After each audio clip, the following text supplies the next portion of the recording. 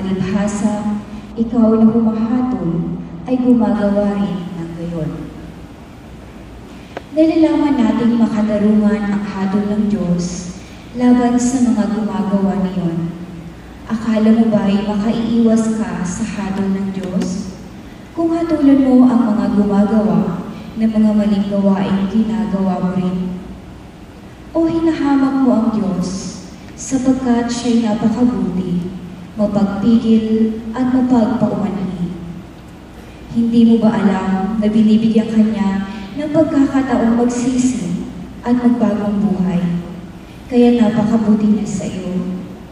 Ngunit dahil sa katigasan ng iyong ulo at di pagsisisi, pinabibigat mo ang parusang ipapataw sa iyo sa paghahayag ng puot ng Diyos sa araw ng kanyang paghatol.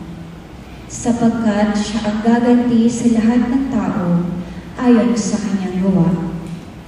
Ang mga nagpapatuloy ng paggawa ng mabuti sa paghahangad ng karangalan, kadakilaan, at walang kamatayan, ay bibigyan niya ng buhay na walang hanggan.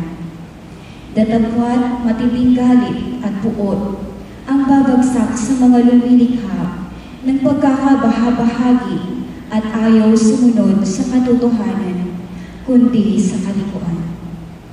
Paghihirap at kapighatian ang daranasin ng bawat gumagawa ng masama.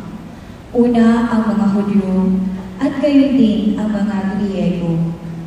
Ngunit karangalan, kapurihan at kapayapaan ang tatamuhin ng bawat gumagawa ng mabuti. Una ang mga Hudyo at gayon din ang mga Griego. Sapagkat ang Diyos ay di nagtatangi. Ang salita ng Diyos. Salamat sa Diyos.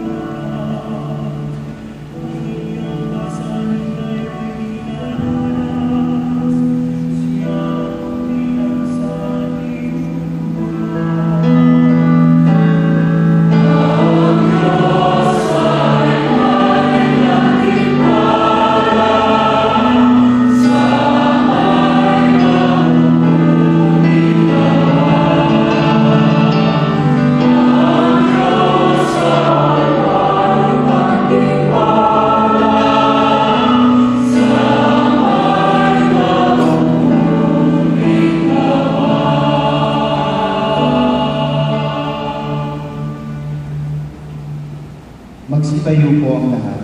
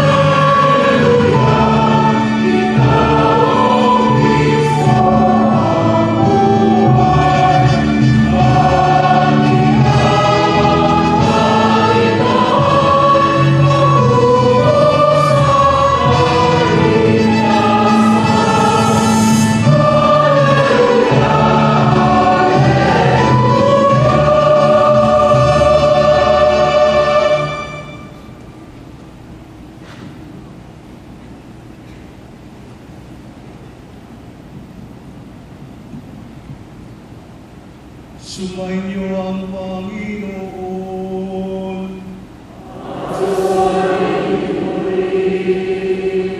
Ang mabuting balita ng Panginoon ayon kay Lucas.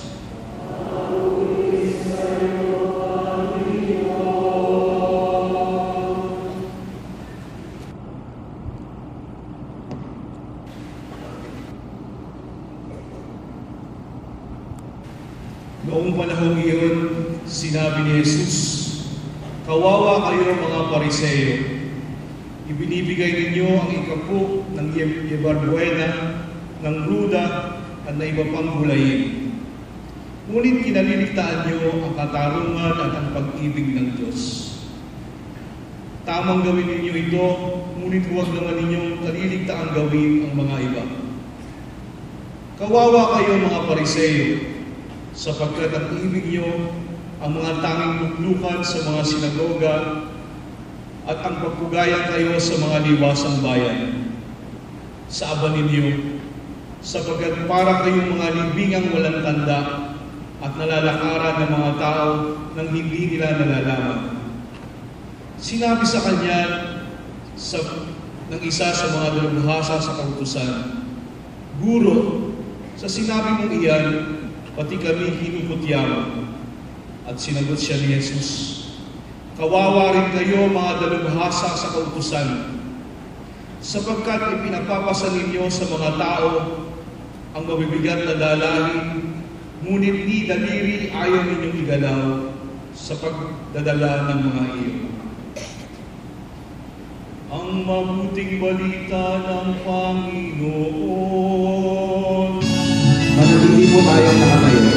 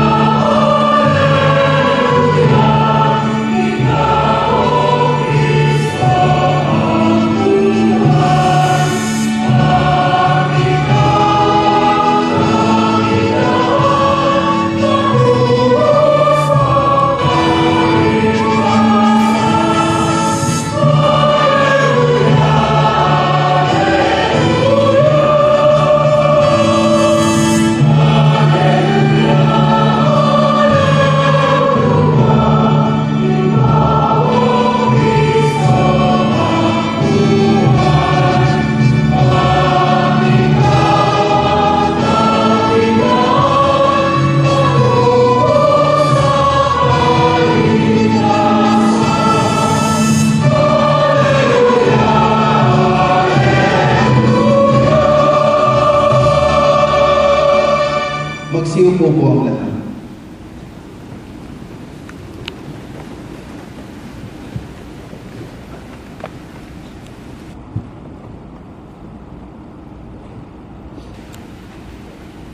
Magandang umaga po sa inyong lahat. Umaga po. Sa ngalan po ng Archdiocese of Manila, sa ngalan din po ng Organizing Committee ng Philippine Conference on the New Evangelization, sa ngalan po ng mga religious, men and women at mga dakilang mga laiko dito po sa Archdiocese, kayo po ay aming maalam na tinatanggap sa kauna-unahang Philippine Conference on the New Evangelization. Salamat po sa inyong pagdalo sa mga kapatid nating mga obispo, mga pari, mga religious at mga laiko sa iba't ibang dioceses po at archdioceses, prelatures and vicariates dito po sa Pilipinas. And we would like to extend a especially warm welcome to our brothers and sisters from other Asian countries.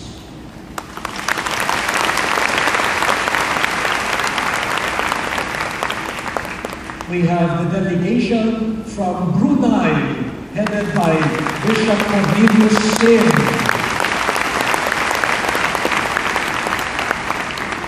There. Okay, Father. I think all the priests of Brunei are here. Including the bishop, because there are only 4 of them in the country. So they're all here. We also welcome our friends from Taiwan with Bishop John Baptist Lee. Will we ask his companions to please rise? Yeah. Sister. Thank you very much.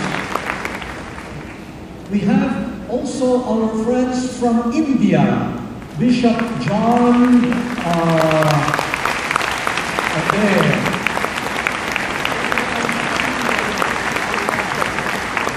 Thank you, Bishop.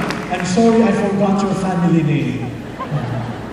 But it sounds like Mirambil, something. Teach me later. We have also friends from Jakarta.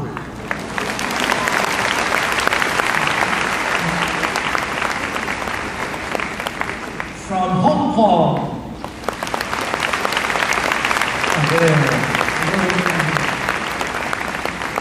From Malaysia.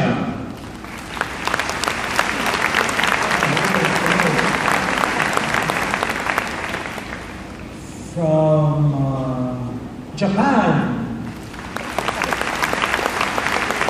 Bishop Oshikawa will come in after lunch.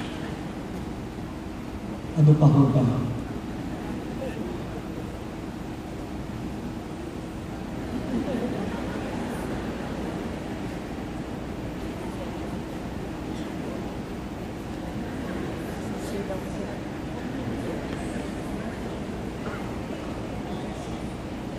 USA! USA! Hello! From the USA! Ano pa ho?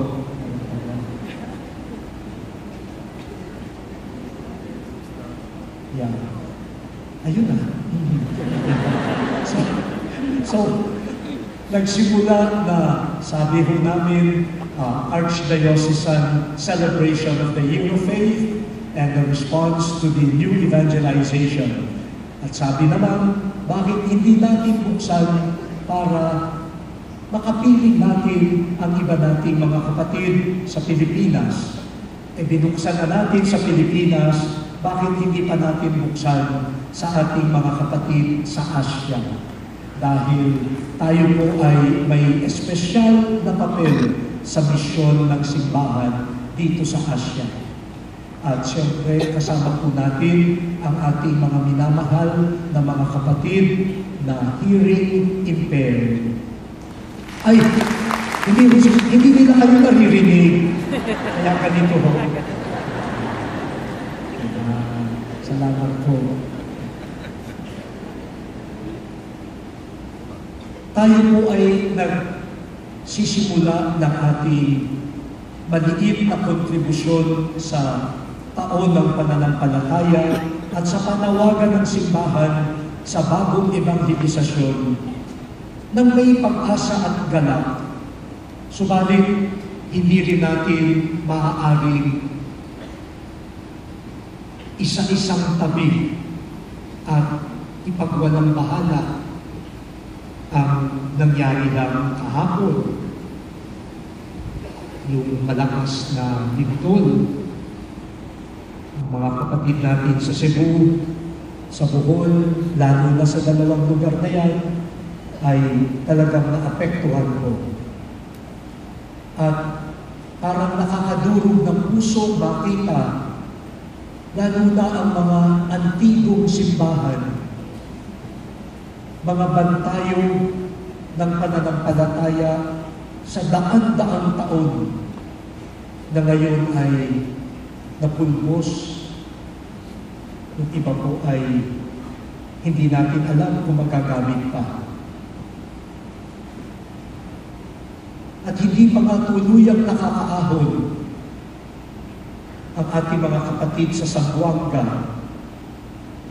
mula sa karahasan at pagkasira hindi lamang ng mga bahay, kundi ng buong buhay ng marami sa kanila. Andiyan pa ang mga hinagupit ng bagyong si Santi.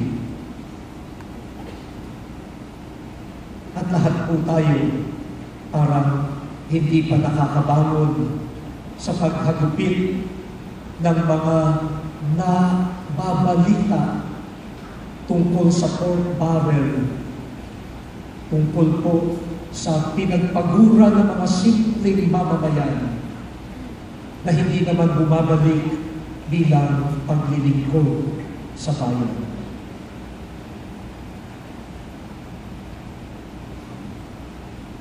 Dear friends, we're opening this Philippine Conference on the New Evangelization in the context of the earthquake that happened in Cebu and Bohol and other parts of central Philippines. We cannot also forget what has happened to the people in Zamboanga, Colón, Basilan, Cotabato. Some are just recovering from the effects of the monsoon and Typhoon Santi, the farmers of Nueva Ecija, the farmers of Aurora, Quezon. And as a people in the Philippines, we are still grappling with the horrendous revelations these past months of the misuse of government funds. Contributions of simple Filipinos meant for social service, but unexplained now. And not to mention the daily typhoon of the poor, the abandoned, the forgotten, those who need to hear the good news. Parang naririnig ko, habang nakikita ko po yung mga simbahan na antigo na nasisira, parang naririnig ko muli yung sinabi ng Diyos kay San Francisco, itayo niyo muli ang aking simbahan. Build my church. Build my church. Pero paano natin maitatayo ang simbahan kung wala si Jesus na panuluhang ito? Paano natin maitatayo ang simbahan kung wala ang kanyang salita na nagbibigay buhay? Paano natin maitatayo ang simbahan kung wala ang banal na Espiritu na gagawing buhay na bato? Ang mga pusong minsan ay nagiging sinlamin ng bato. Paano maitatayo ang simbahan kung wala ang pag-ibig na kumakawala sa sarili upang ang Diyos at ang kapwa at ang kalikasan ay yakapin? Paano nga? Hanggang hindi ang Diyos ang nagtatayo ng gusali, hindi ito maitatayo. Before the images of churches crumbling due to the earthquake, you could almost hear the message of God to St. Francis: build my church, rebuild my church. But how can we reconstruct the church apart from Jesus, the cornerstone? How can we construct the church without His life-giving word? How can we strengthen the church without the Holy Spirit, who will transform hearts of stone into living flesh, and all of us into a living temple? How can we construct the church without love that enables us to break the shells of egoism and self-interest in order to embrace God, neighbor, society, and the whole of creation? Unless the Lord builds the house, in vain do the builders labor. At ito po ang ibig natin maranasan at mapag-ibayo sa Philippine Conference on the New Evangelization. Ito po ay maliit na ambag natin para matitayo muli ang simbahan kay Kristo sa Kanyang salita, sa Espiritu Santo, sa misyon, sa nagbabagong mundo, lalo na sa mundo na parang gumugulo. Pag-asa sa gitna ng pagguho. This is the whole point of the Philippine Conference on the New Evangelization. It is a humble contribution to the construction and strengthening of the church, rooted in Jesus, His Word, in the Spirit, in mission, in the midst of ruins. Faith in the midst of ruins.